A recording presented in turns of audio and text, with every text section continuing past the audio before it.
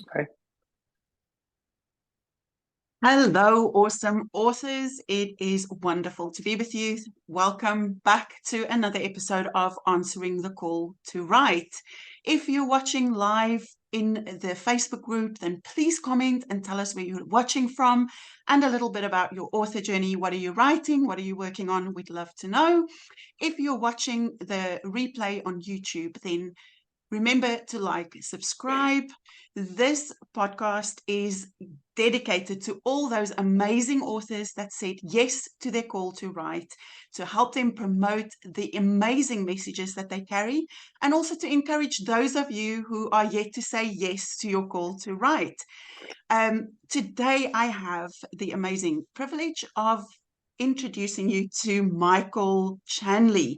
Michael serves as a pastor of Tunnel Hill Christian Church in Georgetown, Indiana, and he has over 25 years experience in leading in missions, parenting, family, and children's ministry. He has also served with honor in the United States Marine Corps and earned a bachelor's degree in history and sociology. So, Michael, thank you so much for being with me. I am so excited to talk about your latest book, Hope and Yeah. Honeybees. Yeah. Thanks for having me. I'm really excited about it and happy to share. Yeah, awesome. So I am actually going to start with just reading the back of your book because I just Okay. love that little blurb. You said, to produce a single pound of honey, honeybees will visit as many as 2 million flowers and travel a Yeah. distance equal to 3 trips around the earth. That is crazy. It's And it's as they stunning. work, danger lurks along the way. Natural and environmental threats, coupled with an exhausting workload, make their lives challenging. Yet, despite despairing circumstances, the bees persevere. And through the inspirational example, bees teach us about hope. I just have to say, the first time I read that, I was almost emotional. Aw. That So I means so just much to really me relate. because to hear you read that and be encouraged by it, any author, when you put something together, you're like, oh, that's so good. I really appreciate that. Yeah. No, I read that and I just thought, how many of us can relate to that little honeybee who is just working so hard Nonstop. to Yeah. produce something? And sometimes it feels like you make so much effort and it produces just this tiny little bit of, honey, of sweetness, of, Yeah. but I am very intrigued by your book. I've always loved bees. So tell us a little bit about what inspired you to write this particular book. Sure. I've written several books. When I write, I lead a small church, and when I put together my sermons, I write them out as manuscripts. I write them out in long form, and then I'm always looking for how do I take what God's gifted me with and share it with more people. So I try to edit them into books that will bless people. And this project was different because I broke my toe in August, and so I was laid up all the month of August when I wanted to be working on the farm. Couldn't really do anything, and so I was just sitting there, honestly, kind of despairing and thinking about this theme of hope, and thinking about all the stuff I wanted to do with my honeybees because it was the time of year where there's just a lot of work to do. And I started thinking about and studying the honeybees again. I've kept bees now for 3 years. This is the end of our third season, and I started thinking about how hopeful they are and how inspiring they are, and the way that the little things you learn about them, like the fact you mentioned from the back of the book, they really teach us a lot about persevering, about going out into the world despite danger and continuing on in hope. And then of course as a pastor, I was thinking, well, how do you teach that, how to extract that truth from the Bible and explain it to people in a way that maybe will help them to get through challenging seasons. What you said a moment ago really kind of made me think about being a parent. Honestly, a lot of times as a parent, we just work and work and work, nonstop for our kids. Sometimes for our family. You think about preparing even one meal. It can often be a lot of work, and then everyone just sits down, they eat, and then they're hungry a few hours later. It feels like all your work really um, Yeah. is for nothing sometimes, and everyone's going to Yes. be hungry again. And Yes, and that's I've got laundry coming to mind. sociology is a great example. It is on repeat, right? And mowing the grass on repeat, like it always happens, Yes. and Yeah. no one notices until it's not done. Yes. Yeah. And so there's, but when we embrace our purpose, we realize, okay, as a parent, as a caregiver, uh, I have this purpose of and this blessing to care for someone, to help someone, to be a part of a family, a part of a community. It does kind of speak into this idea of hope. I have hope for my kids, and if I neglect these very basic daily things, then the hopes that I have for them long term perhaps don't get fulfilled, and maybe they don't think of me in a positive manner as a result of that. And I think Honeybees are a great example of that. They do all this work, and we go to the grocery store and we just pick up a bottle of honey. They sell it by the pound here in the U.S., and so you pick up however many kilos of honey or whatever it is, Yeah. and we don't even think about all the work. I mean, literally 3 trips around the earth is. I mean, that's quite a feat just for a pound of honey. That is crazy. I will never look at a pot of honey in the same way ever again. It's so much work and Yeah. dangerous. And one of the most fascinating things about the honeybees, I just actually preached a message about this last week. People think queen bee, and they think the queen bee is in charge of the whole colony. And there is one queen in every colony. But what's fascinating is that honeybees are not led by the queen bee. They're actually led by their purpose, and they exist in this thing that entomologists, that the people that study bugs, they call it a superorganism. And so the queen bee is not in charge. She just has a job. Her job is to lay eggs. And the 90% of the colony that's made up of female worker bees, they're the mass majority, but they're also not in charge. And so they're just doing their purpose, which happens to be all of the work. They're kind of aptly named worker bees. But then the male bees, so they're the only ones that are left, because there's the three main types of adult bees, or the three types of adult bees. They're also not in charge. They're probably the furthest from it, because at the end of the season, if they haven't made it, they get kicked out anyways. But they just exist as a single unit, as a unified thing. And I just think it's a beautiful picture of one, how a family could operate. Everyone has the role. Everyone's working together. No one's worried about putting their own agenda. Everyone's just worried about doing their job to move forward.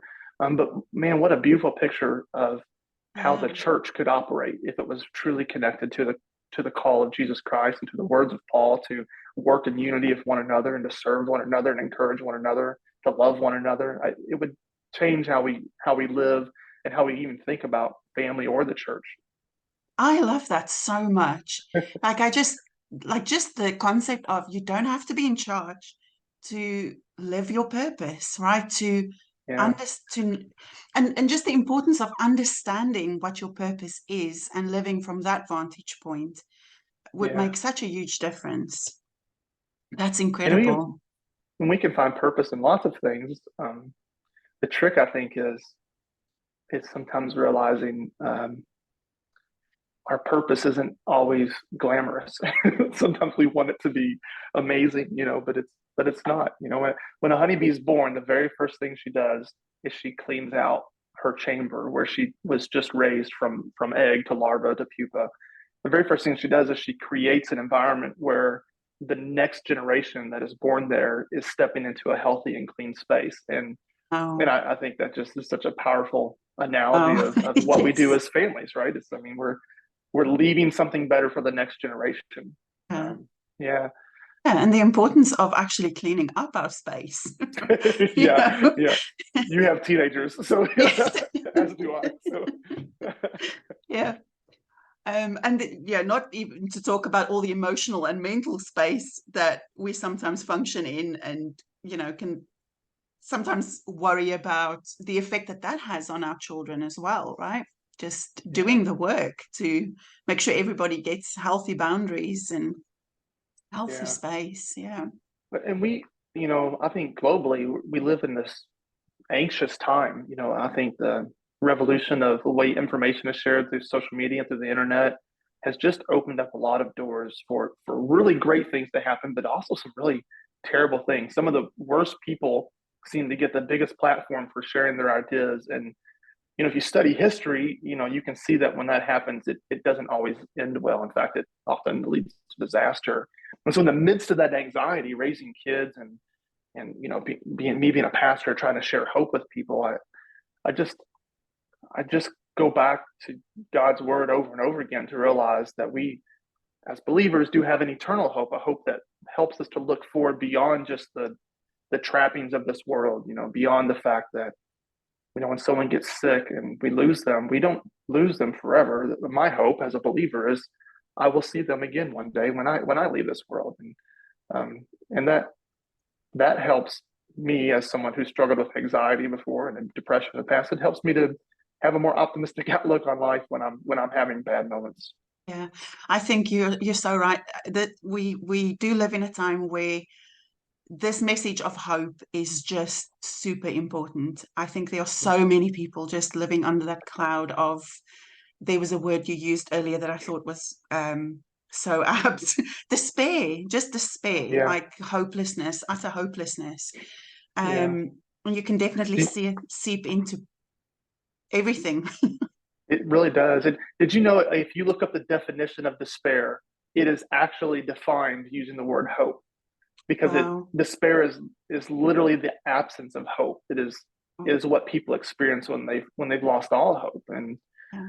Um, and similarly, if you look up hope in the Bible, you'll find that it goes through the whole text from beginning to the end. There's this message of hope. This message, Yeah. it's in the Exodus story, it's in the Genesis story, it's certainly throughout the New Testament. Yeah.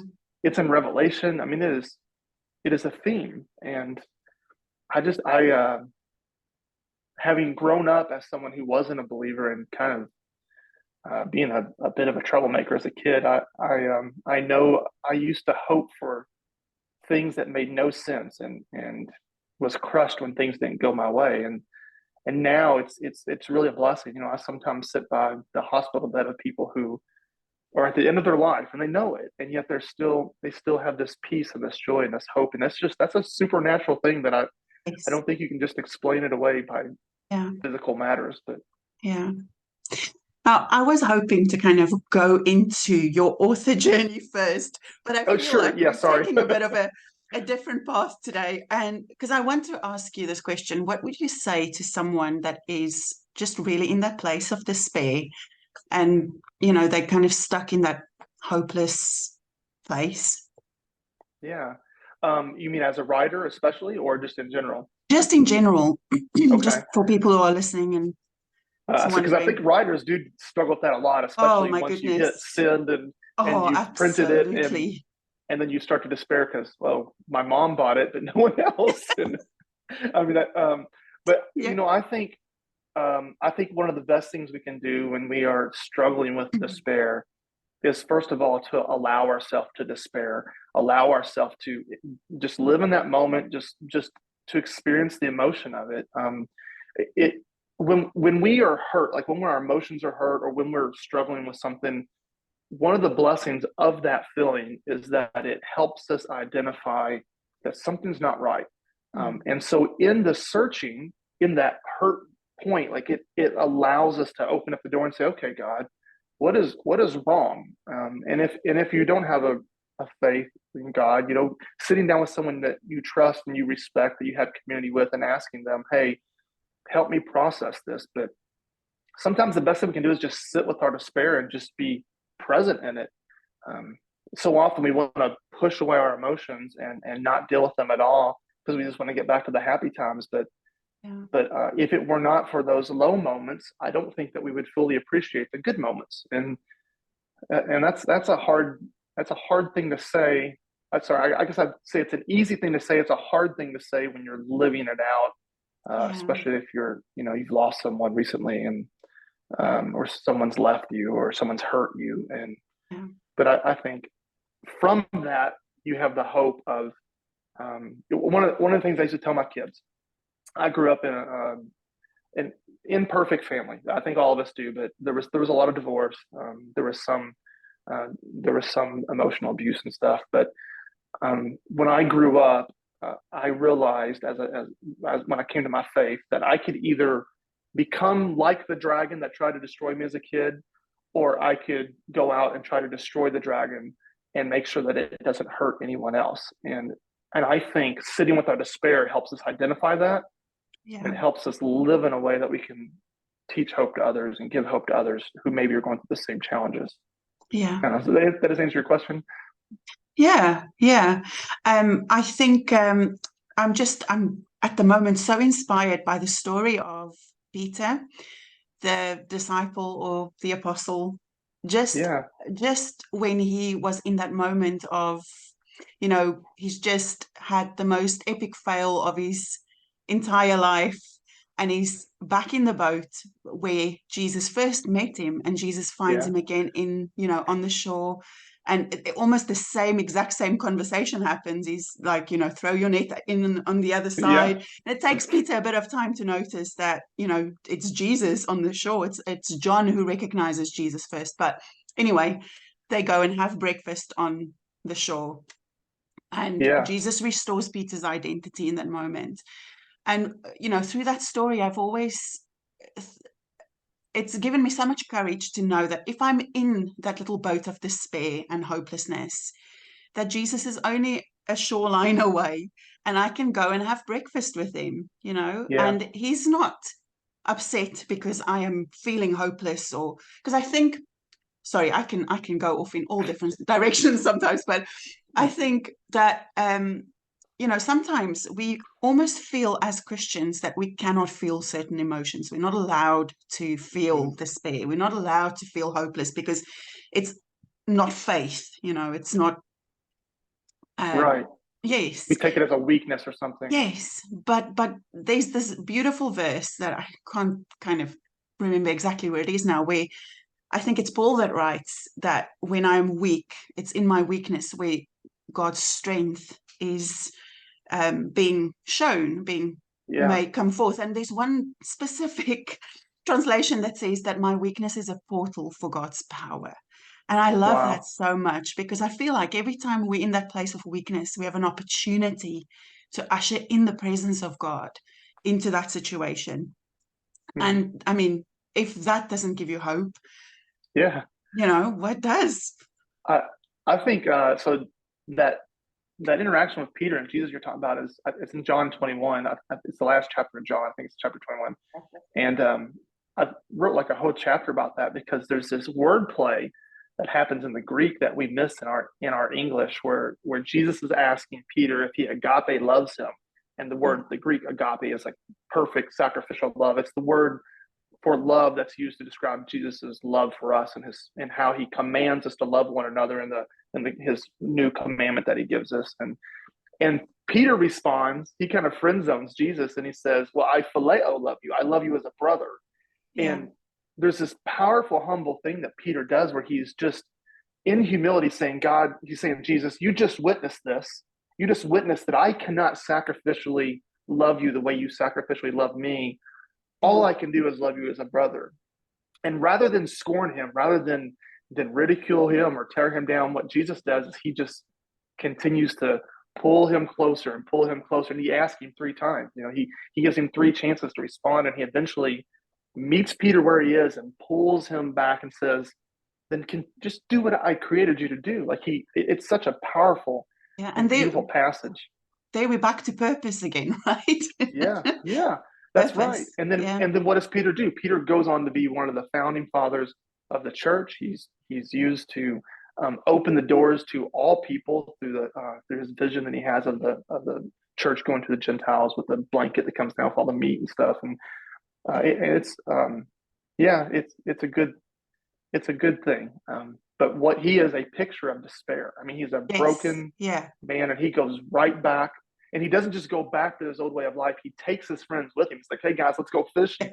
So Yeah. he leads people into despair, and Yeah. then from that, Jesus gives him hope. But Yeah. got to sit down and have breakfast. So awesome. So Yeah, awesome. yeah, Right. So let's talk about your author journey and your writing journey. yeah. So you've written several books. What would you say has been your most challenging part of being an author? Um, it probably is.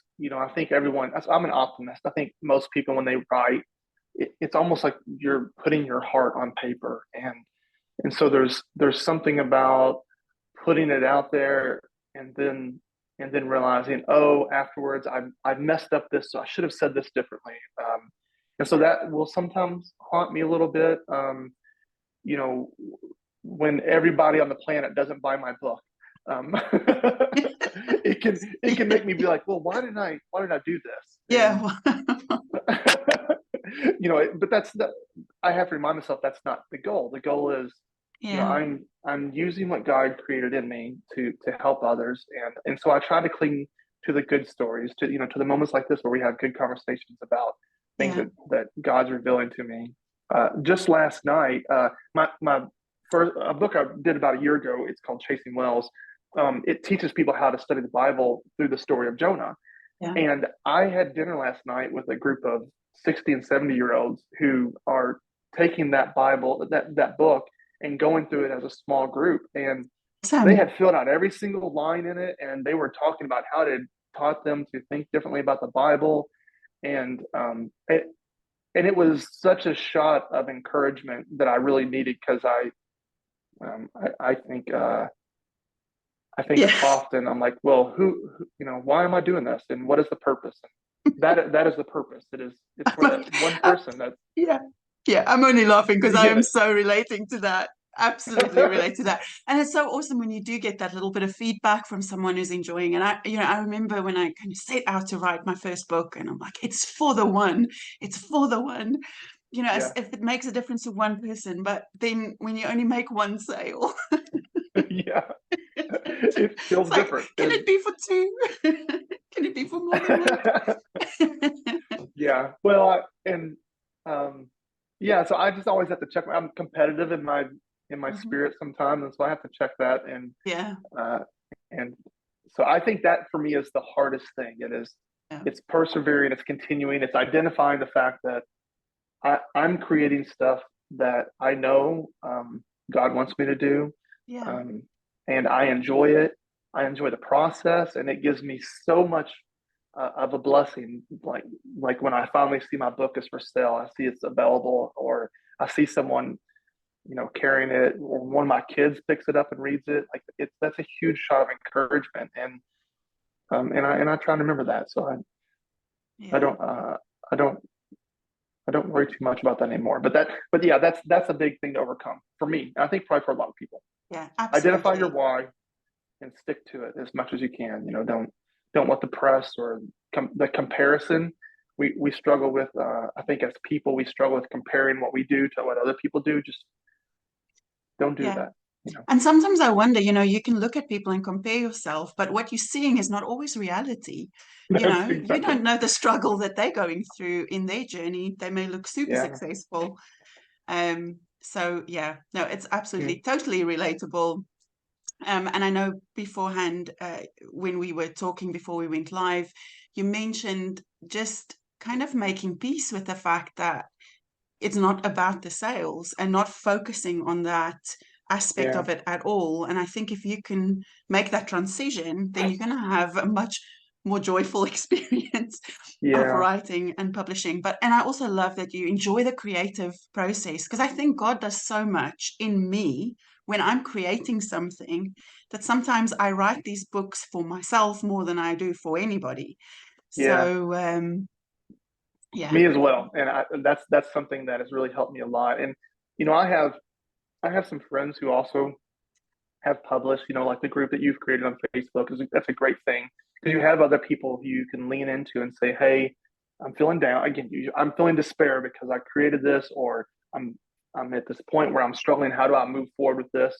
So having that community of people to connect with can help you stay centered and remember, hey, it's you're doing something, you're trying something new, especially if you're a first time author, you're trying something new, and don't get discouraged by the results.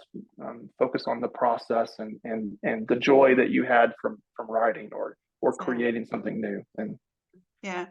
I think community is so important, because you do forget, and you need someone to remind you on the days when you forget that yeah. it's not just about the numbers. Hmm. Um, what advice would you give to someone who's kind of still on the edge? They're not quite sure whether to write their book or not write their book, and they're just starting out. What would you advise them? Yeah. If they're just starting out, I think uh, do what you can, turn off Netflix or turn off the TV, whatever, to clear your mind and really discipline yourself to carve out time to work on writing. If you have the ambition to write, but you don't change your schedule so that you have created space to write, then you're probably never going to get there. You really have to take some intentional steps, and sometimes that takes time sitting back and moving forward. I experienced that in my previous ministry jobs. I led ministries. I led big organizations, big programs and stuff, but I wasn't ever sitting down and teaching. And so when I got into my new role 2 years ago as a pastor at a church, teaching every week, and I started manuscripting, I'm like, oh, now I'm writing chapters of content every single week. And so how can I, because I always wanted to be an author, how can I turn this into material that other people could use? And there was a church in Michigan that took one of my books and went through it as a whole series with a church. And again, that was a big shot in the arm. That was a huge boost to see my work come to life like that. So focus on those opportunities and stay true to what you're doing and lean into it and change your pattern. Try and find a way to actually start writing. Try and, if you can't write 500 words a day, write 100. If you can't do that, then, take a day off and it's okay. It's okay also to fail. So it's fine. Do it every week. Yeah, absolutely.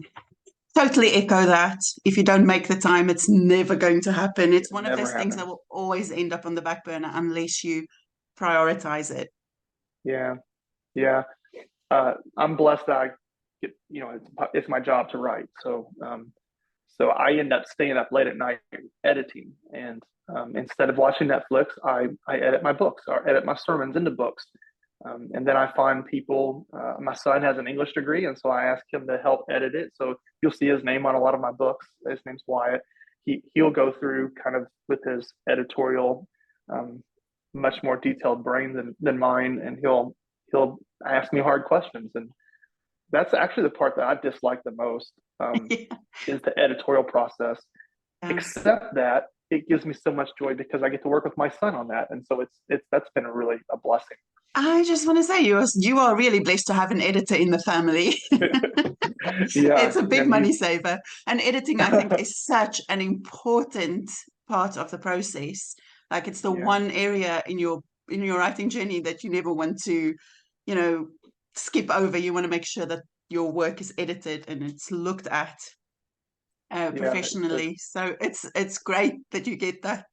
It makes a big difference. And so he always edits everything before I send it off to anyone, and it really makes a big impact. The last two books I did, I had him edit them, and it was really helpful.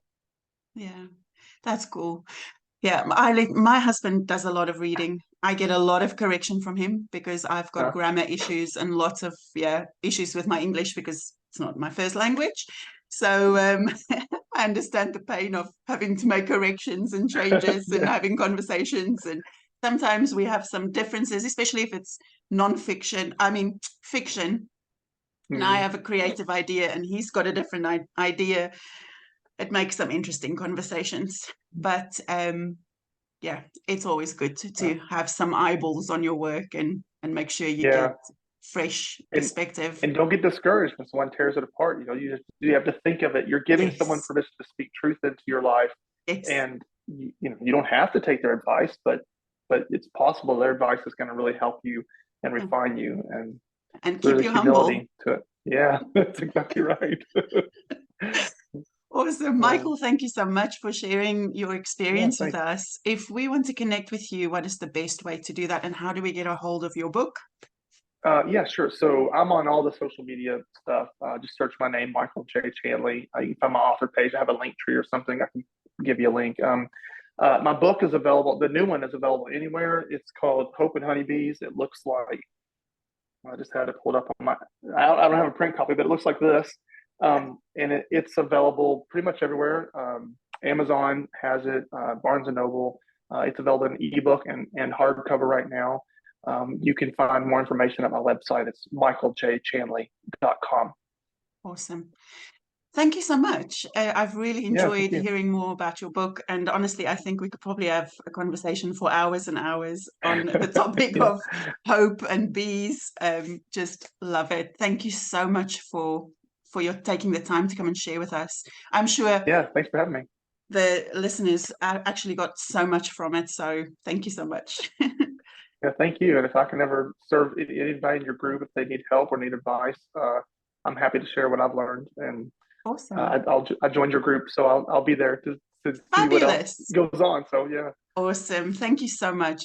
Thanks everyone thanks. for listening. And yeah, remember to like, subscribe if you're on the YouTube channel. It helps us get a bit more reach. And we appreciate you being here and listening. Have a wonderful day.